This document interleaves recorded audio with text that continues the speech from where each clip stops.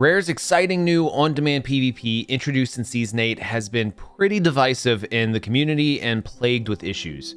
The primary issue being that the matchmaking just didn't work. All too often, I found myself waiting for a match and playing co-op, making tier lists, also Twizzlers are complete garbage, or just making beautiful self-portraits.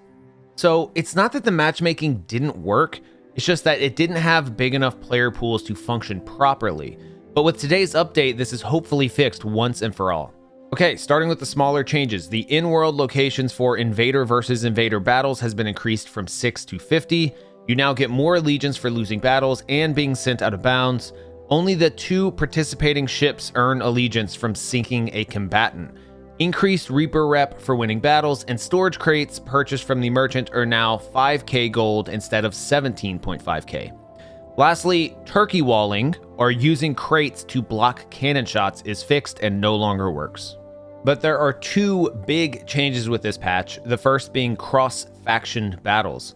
Cross-faction is exactly what it sounds like. Instead of only being able to queue against your rival faction, you can now matchmake servant versus servant and guardian versus guardian. The game will always prioritize your rival faction first, but after a time will accept same faction opponents. These new matchups will change nothing about allegiance, hourglass value, streaks, commendations, or milestones.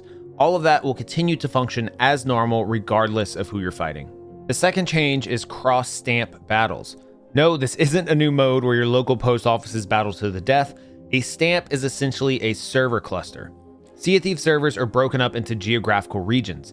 Until now, most of us probably assumed we were in the same player pools as everyone in our respective regions. To simplify this, let's take the US and break it up into NA West, Central, and East server regions. Now inside of each of those are stamps, or groups of servers. Before today, you could only match with people who ended up in the same stamp as you. But now, you should have access to all the players in your entire region. If this feature truly works, I think this will be the thing that saves Season 8 PvP even more than cross-faction battles. But why should you care if you're trash at PvP? Because if these changes work as intended, the player pools will hopefully be big enough for skill-based matchmaking to actually work properly. This means more wins for everyone, more progress towards the new curses and rewards, and more experience learning how to PvP at your own pace. However, if you just want to watch these new battles, feel free to visit the stream at twitch.tv/blurbs, where I do solo PvP exclusively. And don't forget, the biggest issue at Season 8 launch was that the matchmaking ratings hadn't kicked in yet, which meant casual players were going up against the sweatiest players in existence. Once the ratings did eventually kick in, the player pools were so small that the game was just matching any players it could find. This caused many players to give up on the mode entirely. But if there's enough players to find equally skilled opponents for every fight, a player of any skill level should win around 50% of their battles. Of course, this is just a statistic and is in no way an accurate guess, but you get my point. If you've already given up on the mode, I really think after today's update, you should give it another shot. With enough players participating, everyone should have equal opportunity to earn the new cosmetics regardless of skill level. So what do you think? Is it too little too late for Season 8 PvP?